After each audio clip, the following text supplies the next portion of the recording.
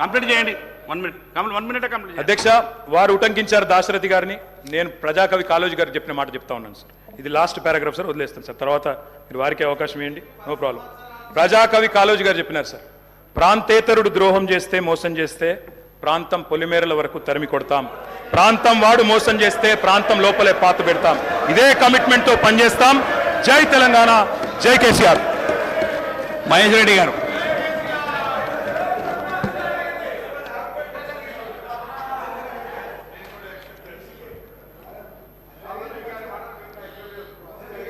అధ్యక్ష, ఈరోజు ముందుగా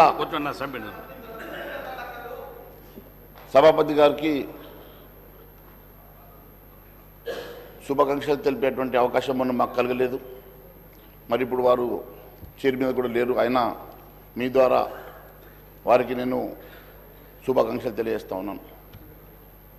ఒక మంచి మనిషి, స్నేహశీలి, గతంలో మాతో పనిచేసినటువంటి అనుభవం ఉన్నటువంటి వ్యక్తిగా, నాకు తెలిసినటువంటి వ్యక్తిగా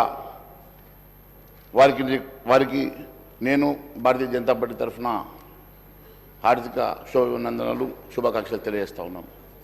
అదే మాదిరి ఈరోజు ముఖ్యమంత్రి గారు కూడా సభలు లేరు, బహుశా చూస్తున్నారేమో ఛాంబర్ నుంచి. వారికి కూడా వారు ప్రమాణ స్వీకారం చేసిన తర్వాత వారికి శుభాకాంక్షలు తెలిపేటువంటి అవకాశం కలగలేదు. ఆ రోజు మేము ఊర్లో లేని కారణంగా మరి ఈరోజు మీ ద్వారా వారు మిత్రులు గౌరవనీయులు రేవంత్ రెడ్డి గారు ముఖ్యమంత్రిగా ప్రమాణ స్వీకారం చేసి సభాధ్యక్షులకు ఎన్నికైనందుకు కూడా వారికి కూడా భారతీయ జనతా పార్టీ తరఫున శుభాకాంక్షలు తెలియజేస్తా ఉన్నాను. మిత్రుల అధ్యక్ష, నిన్న జరిగినటువంటి గవర్నర్ గారి ప్రసంగం కేవలం కాంగ్రెస్ పార్టీ మేనిఫెస్టో చదివినట్టుగానే ఉన్నది. హామీలు వారు చదివారు కానీ దాని ఇంప్లిమెంటేషన్ కానీ కార్యాచరణ కానీ ఏమి చెప్పకపోవడం కొంచెం బాధాకరంగా ఉన్నది. కార్యాచరణ చెప్పి ఉంటే బాగుండేదని చెప్పి మేము భావిస్తూ ఉన్నాం. కేవలం మేనిఫెస్టోకు చట్టబద్ధత లేకుంటే ఆ మేనిఫెస్టోకు విలువ ఉండదు. చట్టబద్ధత కోసం ముఖ్యమంత్రి గారు సంతకం చేశారు. బహుశా అధికారులు దాని మీద కసరత్తు చేస్తున్నారేమో.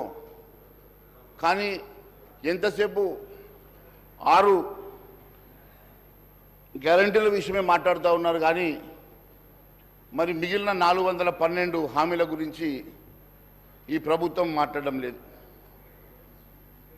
412 హామీలు ఒక 420 హామీలు మాత్రమే తక్కువగా ఉన్నాయి.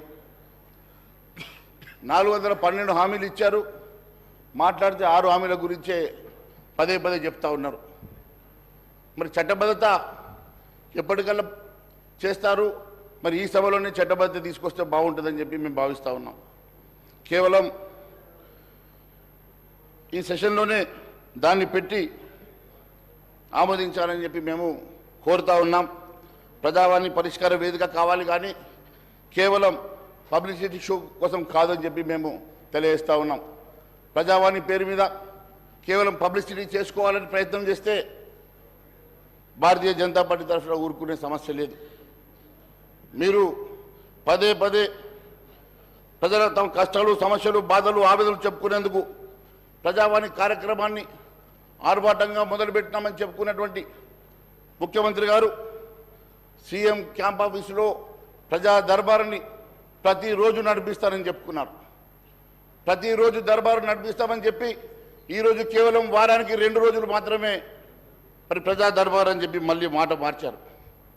ప్రతిరోజు నడిపిస్తామని చెప్పారు. మరి అదే ప్రజావాణి ఈరోజు నడుస్తున్నటువంటి 2 రోజుల ప్రజావాణి రేపు మరి సీఎం గారు కొత్త క్యాంప్ ఆఫీసులో వేరుగా పెడతారా, ఇక ఇదే ప్రజావాణిని వారు నడిపిస్తారా?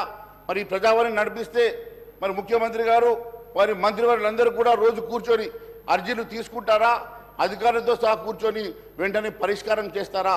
దాని మీద కూడా మరి ప్రజలకు స్పష్టత ఇవ్వాల్సినటువంటి అవసరం ఉందని తెలియజేస్తా ఉన్నాను. ఇప్పుడు రూపొందించిన కార్యక్రమం వారం రోజులకు బదులుగా 2 రోజులు అనడం నిజంగా ప్రజల్ని తప్పుదో పట్టించడంగానే మేము భావిస్తూ ఉన్నాం. మా ఎమ్మెల్యేలందరూ నియోజకవర్గాల్లో ప్రతిరోజు ప్రజా దర్బారులో ఉంటారని చెప్పారు. ఇప్పటికీ కూడా అవి ఎక్కడ కూడా మొదలైన దాఖలాలు కనబడడం లేదు. మహేశ్వర రెడ్డి గారు, ప్రగతి భవన్ పేరుకే గవర్నర్ ధన్యవాదాలు. దాని మీద ఇవన్నీ అదే మాట్లాడుతున్నానండి. గవర్నర్ ప్రసంగంలో మాట్లాడిన అధ్యక్ష గవర్నర్ ప్రసంగంలో మాట్లాడించిన నేను చెప్తా ఉన్నాను. సబ్జెక్ట్ ప్రగతి భవన్ ప్రజాభవన్గా మారింది, ప్రజల వినియోగంకి మాత్రం రాలేదు. ఈరోజు ప్రగతి భవన్లో